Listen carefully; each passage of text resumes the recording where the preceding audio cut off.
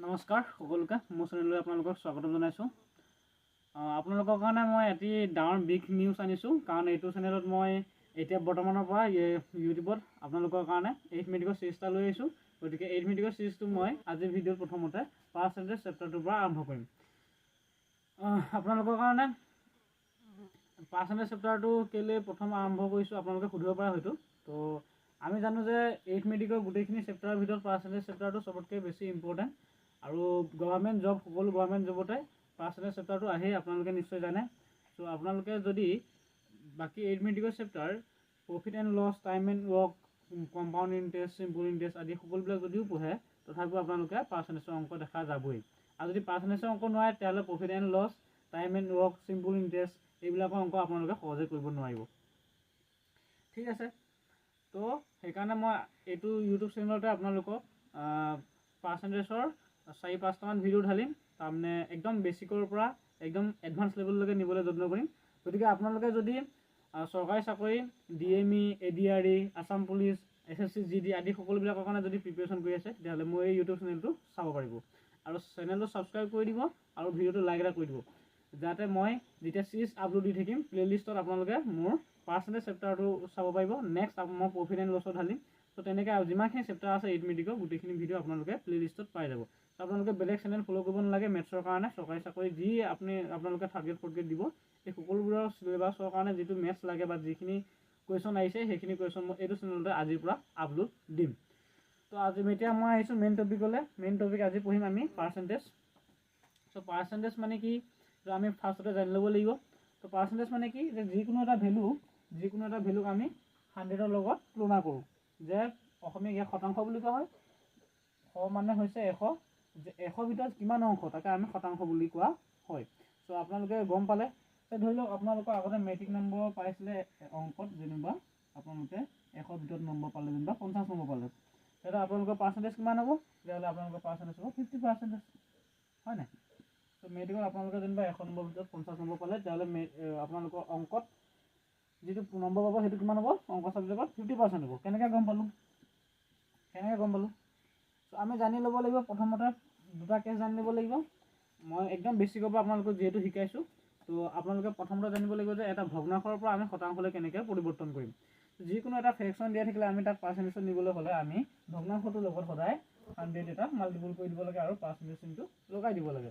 চ' আপোনালোকক ধৰি লৈছোঁ মই 1/2 এটা ফ্ৰেকশ্যন এটা লৈছোঁ, এইটো এটা ভগ্নাংশ, হয় নাই?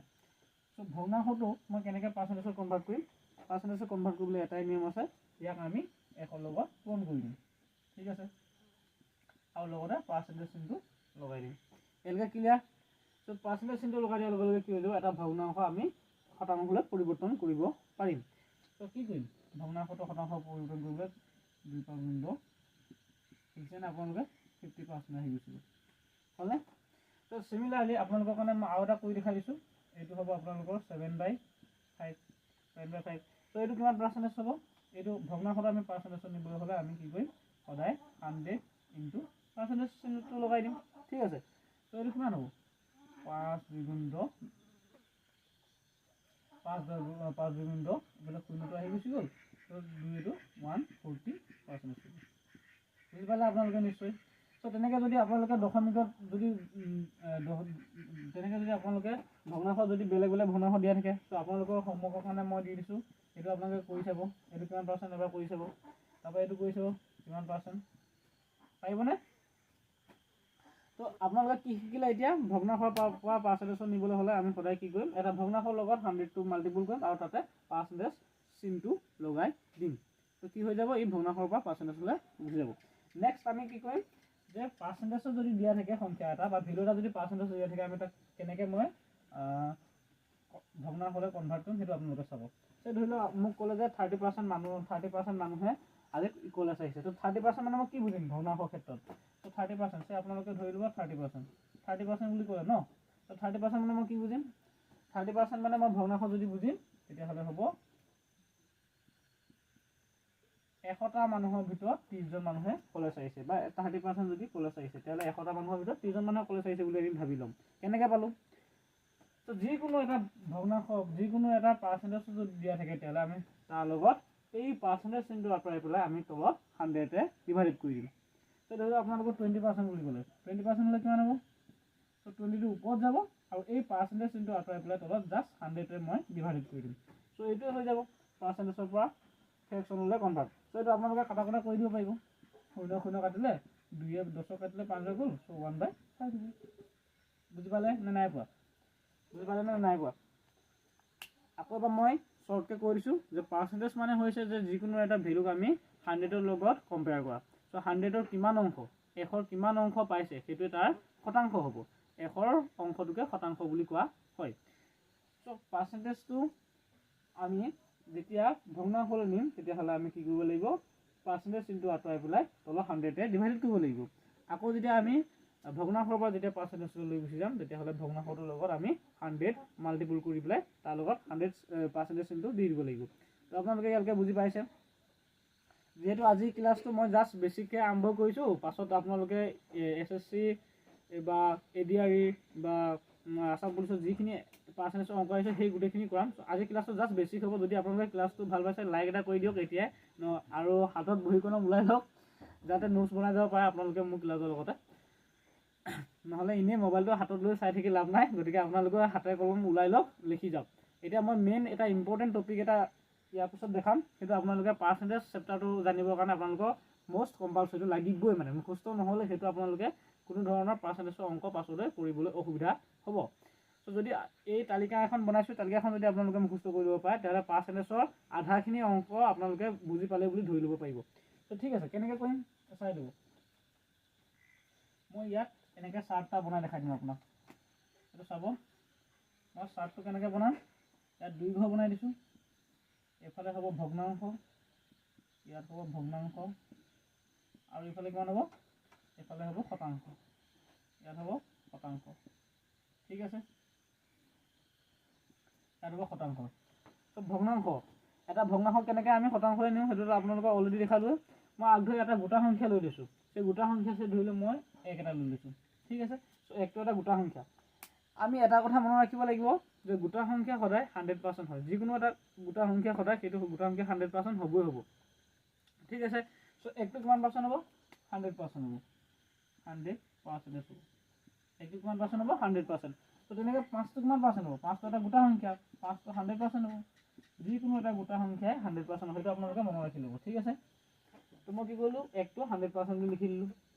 চিমিলাৰলি মই কি কৰিম? তাক 1/2 কৰি দিম, 2ৰ লগত ডিভাইড কৰি দিম। 1ক 2ৰ লগত ডিভাইড কৰিলে ই কিমান পাৰ্চেণ্টলৈ গুচি আহিব? 50%লৈ গুচি আহিব।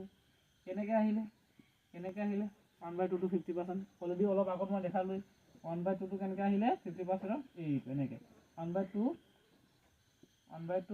ইনটু 100, 1/2 ইনটু 100 ইনটু মানে পাৰ্চেণ্টেজ ইনটু লগাই দিব লাগে। ত' কিমান বাৰ যাব? এইটো কাটিলে 50% হৈ গ'ল।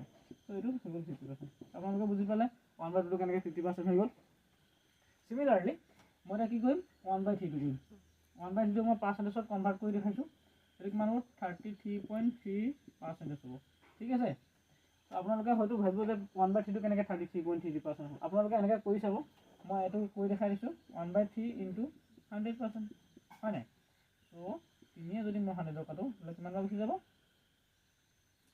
33.3 গুচি যাব। চ' 33.3% হৈ যাব। 33.3% হৈ যাব। ঠিক আছে, চিমিলাৰলি 1/4 কিমান পাৰ্চেণ্ট হ'ব? 1/4 আপোনালোকে নিজে কৰি চাব ঘৰত। কৰি চালে আপোনালোকে পাব এইটো 25% পাব, হয়নে? 1/5 কৰি চাব একবাৰ নিজে ঘৰত। 1/5 কৰি চালে আপোনালোকে পাব এইটো 20%। তেনেকৈ আপোনালোকে মই বাকীখিনি কৰি দেখুওৱা নাই কাৰণ অলৰেডি ভিডিঅ'টো লম্বা হৈ গৈছে।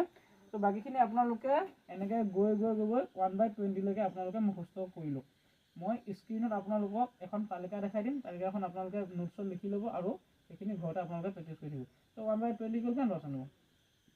5% হ'ব। 5% হ'ব, হয় নাই? ত' 1/20 এনেকৈ কৈছোঁ 1/20 ইনটু 100, এইটো কাটিলে কিবা যাব? 5 যাব।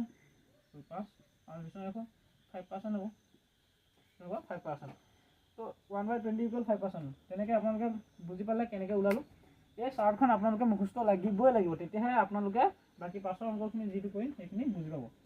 ঠিক আছে, মই এতিয়া আকৌ এবাৰ আপোনালোকক আৰম্ভণিৰ পৰা কৈছোঁ আজি ক্লাছত আমি কি কি শিকিলোঁ আৰু নেক্সট আপোনালোকে এই চাৰ্টখন মই স্ক্ৰীণত দেখাই দিম অলৰেডি আপোনালোকক কেনেকৈ ভগ্নাংশ বা শতাংশলৈ লৈ গৈছে স্ক্ৰীণত যেনেকৈ দেখাই দিম আপোনালোকে মই হয়তো 1/20 মানলৈকে দেখাই দিম বা হয়তো 1/25লৈকে দেখাই দিম চ' গোটেইখিনি ভগ্নাংশৰ পৰা শতাংশলৈ কনভাৰ্ট কৰি থৈ থাকিব চাৰ্টখন আপোনালোকে বহি এখন লিখি ল'ব লিখি লৈ পেলাই সেইখিনি মুখস্থ কৰিব যাতে মই নেক্সট যিটো ক্লাছ হ'ব পাৰ্চেণ্টেজৰ ওপৰত সেই ক্লাছটো কৰিবলৈ সুবিধা হ'ব আৰু আপোনালোকে যদি আহে চেনেলটোত প্লে'লিষ্টটো যদি চাই তেতিয়া আপোনালোকে বুজিবলৈ সুবিধা হ'ব আৰম্ভণিৰ পৰা ক'ব গাই দিছোঁ যে পাৰ্চেণ্টেজ মানে হ'ল কোনো এটা ভেলুক আমি 100ৰ লগত কম্পেয়াৰ কৰি পেলাই চোৱা অংশটো বা 100% যিখিনি অংশ হ'ব সেইটোৱে হ'ব পাৰ্চেণ্টেজ ধৰি লওক আপোনালোকে মেট্ৰিক পৰীক্ষাত পাইছিলে অংক নম্বৰত 50 নম্বৰ পাইছিলে মুঠ নম্বৰ আছিলে 100 তেতিয়াহ'লে আপোনালোকৰ পাৰ্চেণ্টেজ হ'ব 50%। তাৰপৰা শিকালোঁ যে ভগ্নাংশ এটা মই কেনেকৈ পাৰ্চেণ্টেজত নিম ত' ভগ্নাংশ এটা পাৰ্চেণ্টেজত নিবলৈ হ'লে আমি সদায় ভগ্নাংশটোৰ লগত 100 মাল্টিপুল কৰিম আৰু পাৰ্চেণ্টেজ চিনটো লগাই দিম খেল খতম ঠিক আছে। নেক্সট কি হ'ব পাৰ্চেণ্টেজৰ পৰা আকৌ ভগ্নাংশটো নিব লাগে চ' পাৰ্চেণ্টেজৰ পৰা যিকোনো সংখ্যা দিলোঁ 5%। ত' পাৰ্চেণ্টেজ চিনটো আঁতৰাই পেলাই মই তলৰ 100 ডিভাইডেড কৰি দিম এইটোৱে হৈ যাব মোৰ ভগ্নাংশত আহি গুচি যাব ঠিক আছে। ত' চিমিলাৰলি মই তেনেকৈ কিমান কৰিলোঁ যে ভগ্নাংশ যিকোনো সংখ্যা গোটা সংখ্যা হ'লে 100% হ'ব আৰু 1/2 হ'লে 50% হ'ব 1/3 হ'লে 33.3% হ'ব 1/4 হ'লে 25%। এনেকৈ গৈ পেলাই 1/20লৈকে আপোনালোকে 5% হ'ব। ত' আপোনালোকে এইখিনি মুখস্থ কৰি আহিব বুলি মই আশা ৰাখিম। যদি ভিডিঅ'টো ইয়ালৈকে চাই ভাল লাগিছে অংকখিনি যদি শিকিব পাৰিছে পাৰ্চেণ্টেজৰ চ' নেক্সট ইয়াতকৈ মই আপডেট লেভেলত গৈ থাকিম এইটো জাষ্ট এটা আপোনালোকৰ বেছিক নলেজ এটা দিছোঁ আৰু আপোনালোকে চাৰ্টখন মুখস্থ কৰি আনিব যাতে নেক্সট ক্লাছটোৰ কাৰণে সুবিধা হয়। চ' থেংক ইউ চেনেলটো ছাবস্ক্ৰাইব কৰি দিব আৰু ভালকৈ কমেণ্ট এটা লিখি দিব যাতে ভাল লাগিলে ভাল বুলি লিখি দিব কাৰণ মই তেতিয়াহে নেক্সট ভিডিঅ'টো বনাবৰ কাৰণে উৎসাহ হ'ম। চ' থেংক ইউ ধন্যবাদ।